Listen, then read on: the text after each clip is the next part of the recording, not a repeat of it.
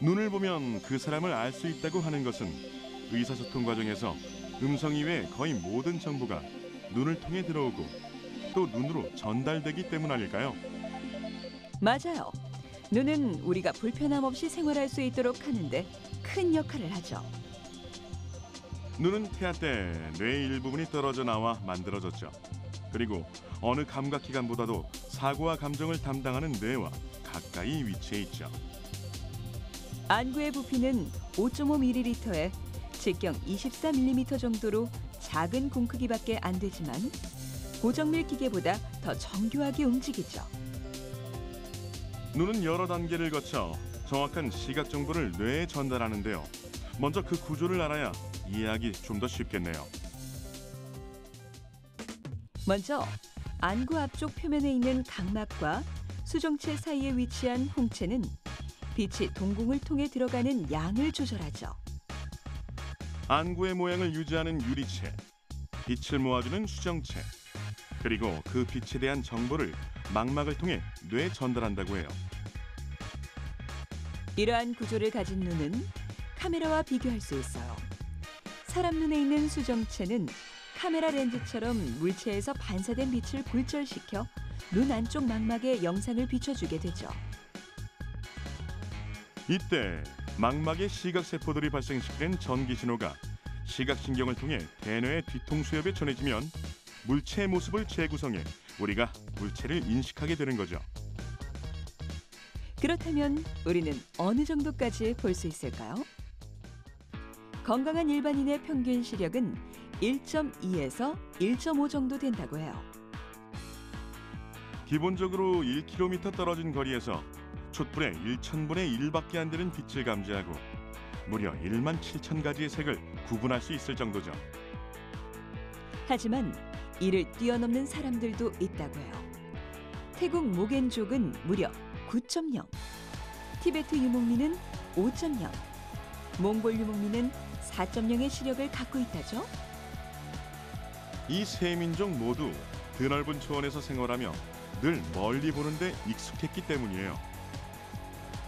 몽골 유목민은 실제로 13세기 징기스칸이 세계를 정복할 때 12km 밖 지평선에 나타난 이들이 적군인지 아군인지 구별하는 능력으로 전쟁에 큰 도움을 받기도 했다죠.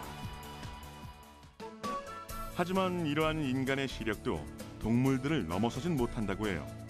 특히 타조의 시력은 25.0으로 보통 10km 이상의 거리를 인식할 수 있는 능력이죠. 그 이유는 타조의 머릿속을 꽉 채우는 테니스 공만한 크기의 수정체 때문이라고 하네요. 그 뒤를 잇는 매는 황반에 사람보다 5배 더 많은 시세포가 존재하고 황반이 2개나 사람보다 4배에서 8배 더 멀리 볼 수 있다고 하네요. 그야말로 먹이 사냥에 최적화된 눈인 거죠. 인간의 눈은 고등 동물 중 가장 정교하고 뇌에서 대부분 정확하게 판단을 하지만 때때로 착각을 할 때가 있어요. 그래서 원래 사물의 모습과 다르게 볼 때가 있답니다. 여기 2개의 선 그림이 보이죠? 어느 선이 더 길어 보이나요? 아래쪽에 있는 선이 더 길다고 하겠지만 사실 두 선의 길이는 같죠.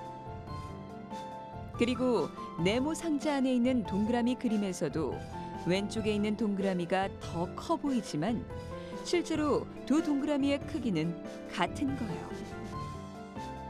이처럼 눈이 외부의 자극 강도와 인지 과정 등을 복합적으로 작용해 재해석하는 경우가 있죠. 이를 착시라고 해요. 우리 눈이 잘못 인지하는 것 외에도 분명히 존재하지만 우리 눈이 보지 못하는 세계도 있죠. 육안으로는 보이지 않지만 특별한 장치들의 도움을 받아 확인할 수 있는데요.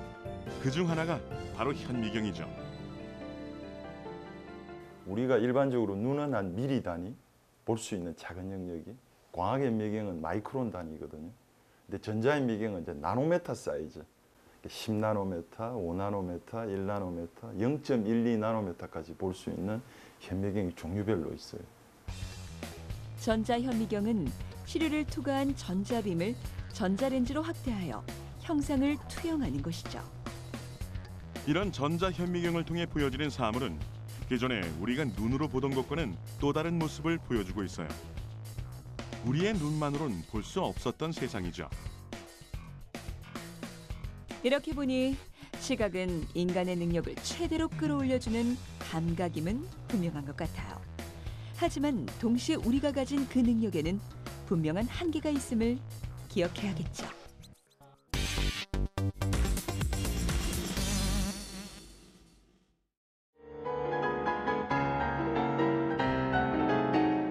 청각은 방향에 관계없이 사방에서 오는 모든 소리 정보를 입수할 수 있죠. 소리는 물체가 떨릴 때 생기는 진동에 의해 생긴 음파를 사람의 귀로 들을 수 있는 것을 말해요. 귀가 들리지 않던 베토벤 또한 소리가 진동으로 인해 귀에 울린다는 걸 알고 음악을 연주할 때 막대를 물고 했다고 해요. 막대의 진동이 오면 이가 흔들리고 그 느낌으로 음악을 느낀 거죠. 만약 베토벤이 진동이 아닌 소리를 제대로 들을 수만 있었다면 더 많은 명곡들이 탄생했겠죠.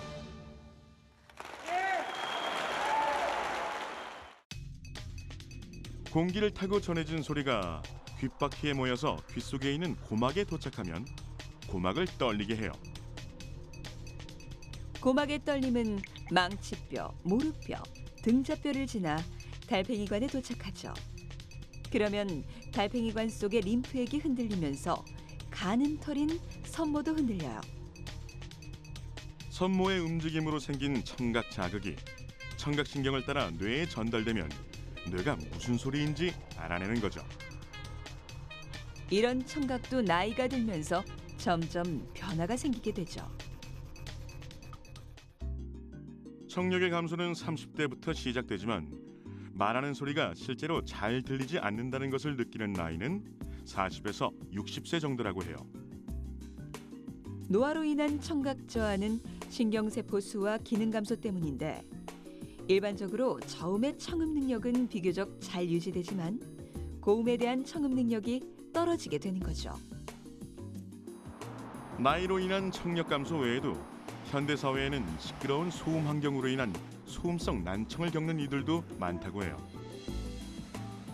소음은 시끄러워서 불쾌함을 느끼게 만드는 소리를 말하죠. 그렇다면 우리는 얼마나 큰 소리를 소음으로 느끼게 되는 걸까요? 가정에서의 평균 생활 소음은 약 40데시벨, 일상 대화는 약 60데시벨, 집에서 음악을 감상하는 것은 약 85데시벨, 소리가 큰 록밴드는 약 110데시벨, 그리고 제트 엔진의 소음은 150데시벨에 가깝다고 해요. 몸에 해를 끼치지 않을 정도의 소음을 소음의 허용 기준이라고 하는데요.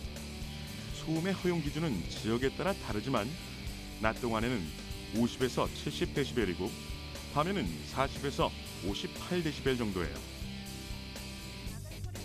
기본적으로 오랜 시간 동안 큰 소리에 노출되면 청각은 계속 나빠질 수 있죠. 또한 직접적인 영향 이외에도 사람에게 정신적인 스트레스를 지속적으로 준다고 하죠. 하지만 소음이라고 해를 끼치는 소리만 있는 건 아니에요. 백색 소음은 오히려 약이 되는 소음이라고 하죠. 백색 소음은 그냥 우리가 들을 수 있는 전 주파수 영역대의 소리가 다 들리는 거예요. 한꺼번에.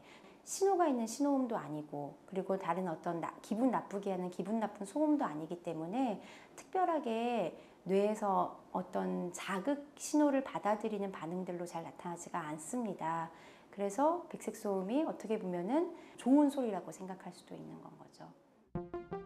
백색 소음은 귀에 쉽게 익숙해지기 때문에 작업에 방해되는 일이 거의 없다는 거죠. 오히려 거슬리는 주변 소음을 덮어주는 작용을 한다고 해요. 파도 소리, 빗소리, 폭포 소리 등 자연의 소리 외에도 진공청소기 소리나 사무실의 공기정화 장치 소리 등이 모두 백색 소음이라면서요? 이 백색 소음은 스트레스 해소와 집중력 향상 등 일상의 휴식과 정신 건강에 많은 도움이 되는 걸로 알려져 있어요. 이런 소리마저 찾아 들어야 할 정도라니 이거 너무 씁쓸한데요? 그렇죠. 기술이 발전할수록 사람의 말소리 대신 기계음만이 늘어나고 있는 게 아닌가 싶은데요. 우리의 청각을 상대의 따뜻한 말소리에 귀 기울이는데 더 많이 사용할 수 있었으면 좋겠네요.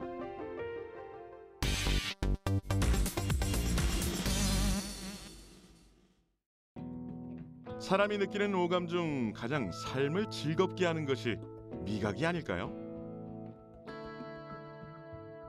과거 로마의 귀족들은 음식을 즐기기 위해 하루에 몇 차례씩 연회를 열었대요. 그런데 배가 불러 더 이상 음식을 먹지 못하면 먹은 음식을 토해내고 새로운 음식을 씹어 맛을 보는 즐거움을 느꼈을 정도라고 해요. 우리가 맛을 느낄 수 있는 것은 혀에 미뢰라는 것이 있기 때문인데요. 미뢰는 미각세포들이 모여있는 꽃봉오리 모양의 구조인데요. 높이가 0.08mm밖에 안 되는 작은 미뢰들이 혀를 덮고 있어요. 그리고 이 미뢰 안에는 미각세포가 있고 미각세포에는 아주 작은 털이 있는데 이 털을 통해 맛에 대한 정보가 미각신경을 타고 뇌로 전해지게 되는 거죠. 이러한 과정을 거쳐 우리가 느낄 수 있는 맛은 신맛, 단맛, 짠맛, 쓴맛이라고 해요. 하지만 과학자들은 여기에 빠진 5번째 미각이 있다고 얘기하죠. 바로 감칠맛인데요. 감칠맛은 1908년 이케다 기쿠나에라는 일본 화학자가 발견해 좋은 느낌이라는 뜻으로 우마미라고 처음 이름을 붙였대요.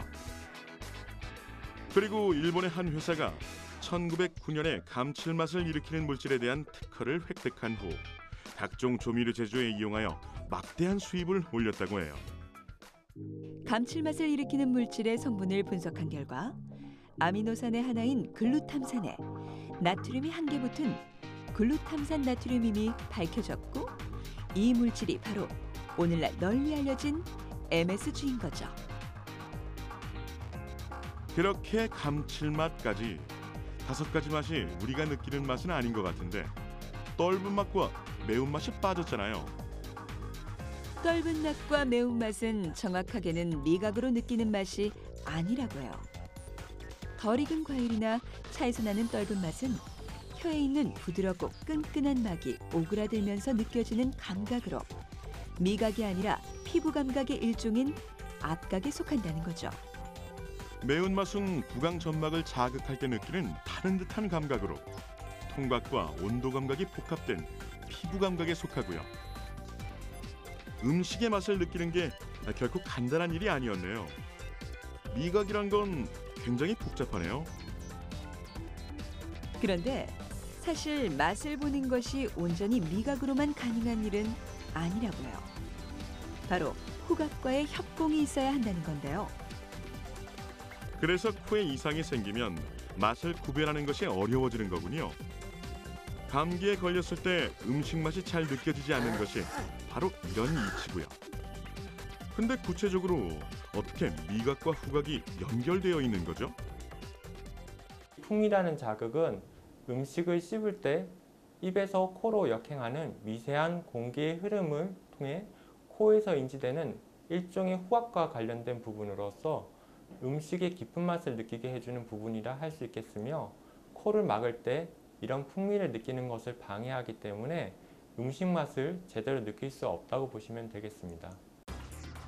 그렇다면 미각과 뗄 수 없는 후각에 대해서도 짚고 넘어가 보도록 하죠. 후각을 책임지는 콧구멍 천장은 점막으로 덮여 있어요. 이 점막은 냄새를 알아차리는 후각 세포들로 덮여 있죠. 후각 세포에는 아주 작은 털 모양으로 된 후각 선모가 촘촘히 박혀 있죠. 냄새를 이루는 냄새 분자가 후각 선모에 달라붙으면 후각 선모에 연결된 후신경이 여기에 반응해서 이 정보를 뇌로 보내게 된대요. 그러면 뇌에서는 이 정보를 해석해서 어떤 냄새구나 라고 알게 된다는 거죠. 그리고 한번 맡아본 냄새는 그 정보가 뇌에 기록되어 우리는 냄새를 기억하게 된다죠. 그런데 재밌는 게 뇌가 냄새를 분석하는 동안 뇌에서 감정을 담당하는 부분이 함께 자극을 받는다고 해요. 아, 그래서 사람들이 냄새를 통해 추억에 젖거나 사랑에 쉽게 빠질 수 있는 거군요. 그렇죠. 인간의 후각 수용체 유전자는 400개 정도인데요. 후각 수용체 여러 개가 조합을 이뤄 한 가지 냄새를 인식한대요. 그래서 인간이 구분할 수 있는 냄새는 대략 1만여 종 정도 된다고 알려져 있어요. 1만여 가지라니 엄청나다라고 생각하시는 분들 있을 텐데요.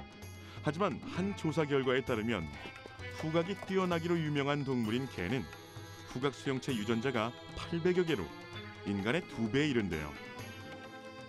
그런데 후각 수용체 유전자가 가장 많은 동물은 의외로 코끼리라고 해요. 코끼리는 후각 수용체 유전자를 인간의 5배 가량인 1948개나 갖고 있다고 해요. 동물들에게 이처럼 후각이 중요한 이유는 생존과 관련되어 있기 때문이죠. 냄새를 맡으면 먹이가 썩었는지 독성이 있는지를 판단할 수 있는 건 물론 가까이 있는 적으로부터 빨리 피할 수 있도록 도움을 주죠. 후각은 여전히 우리 삶에서 중요한 부분을 차지하고 있죠. 특히 추억을 떠올릴 수 있는 감각기관으로 스스로의 정체성을 잃지 않는데 큰 역할을 하고 있는 게 아닐까요?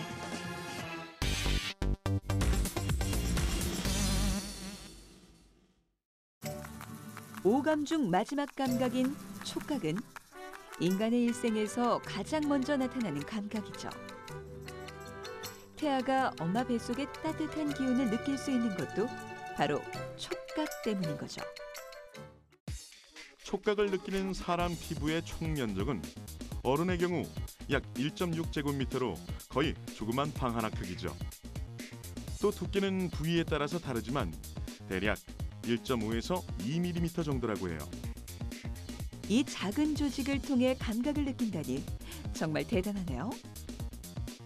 우리 피부에서 느낄 수 있는 감각은 접촉에 의해 생기는 촉각, 차가움을 느끼는 냉각, 따뜻함을 느끼는 온각, 아픔을 감지하는 통각, 그리고 누르는 힘을 감지하는 압각 등이 있죠.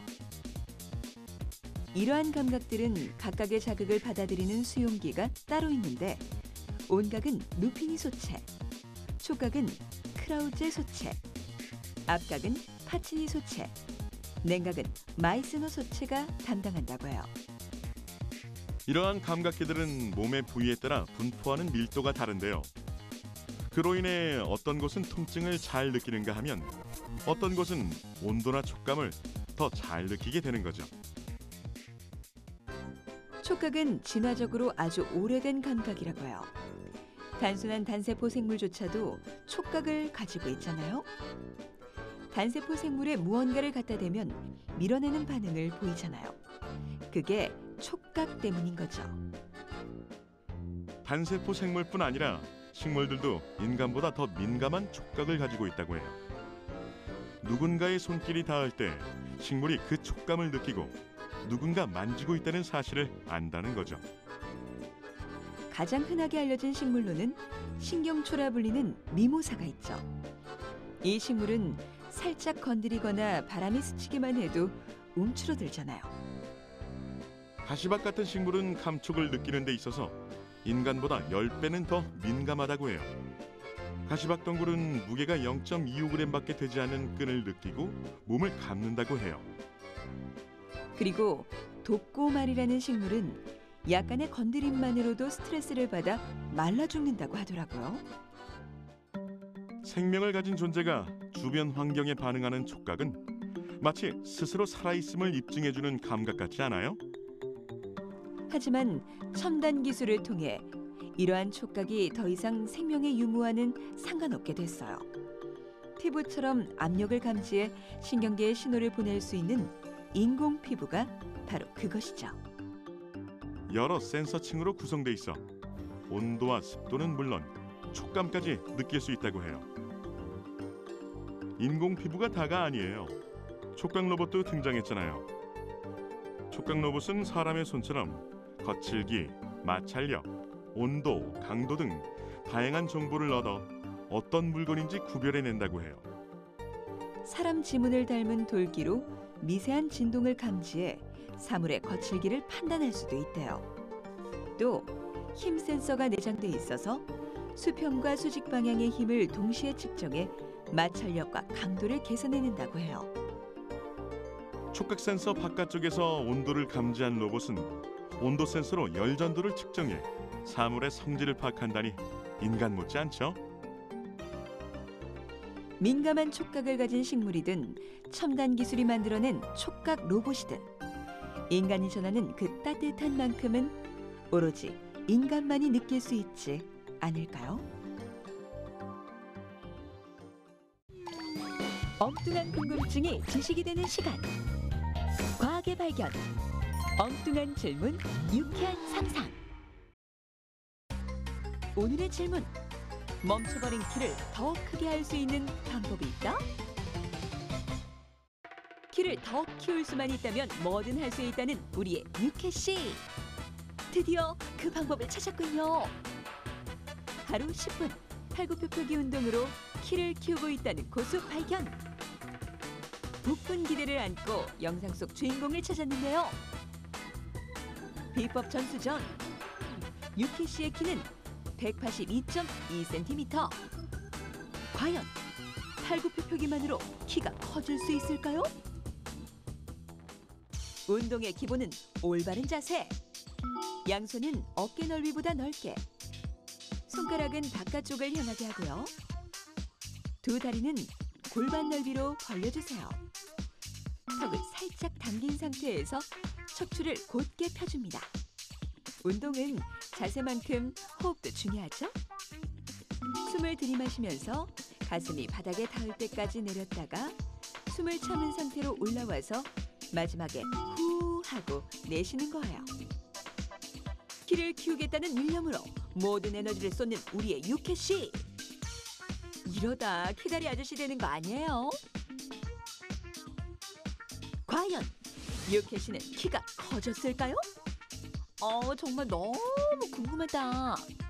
결과는 182.6cm. 팔굽혀펴기 전보다 0.4cm가 커졌는데요. 어떻게 이런 현상이 나타나는 거죠? 푸시업을 통해서 신장이 커진다는, 키가 커진다는 과학적 근거는 없습니다. 그럼에도 불구하고 가능성이 있을 것 같아요. 푸시업 동작을 하게 되면 복부 근육이 수축하고 그 다음에 가슴 근육이 수축을 합니다. 그래서 허리라든지 가슴이 펴지게 되는 이런 현상을 통해서 평소에 숨어있던 키가 조금 나타나지 않나라는 생각이 듭니다. 이러한 원리로 숨은 키를 찾는 또 다른 방법. 두루마리 화장지를 발과 무릎 사이에 각각 끼우고 앉았다 일어났다 5분간 실시. 화장지를 끼우고 앉았다 일어났다 반복하는 것만으로도 키가 커지는 효과를 체험할 수 있다고 하네요. 키로 고민하는 남성들이여, 언제 어디서든 팔굽혀펴기 할 준비를 하라. 그리고 두루마리 화장지를 챙기자. 여러분의 엉뚱한 궁금증 만족스럽게 해결.